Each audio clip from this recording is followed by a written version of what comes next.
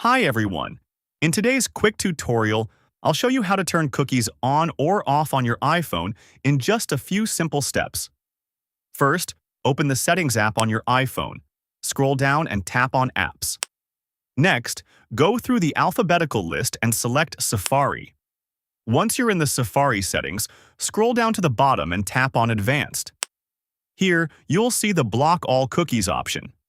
If this option is turned off, that means cookies are currently enabled on your device. If you want to disable cookies, simply turn this option on.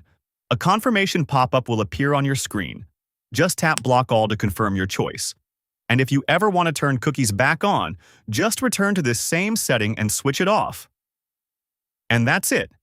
That's how you can easily manage cookie settings on your iPhone.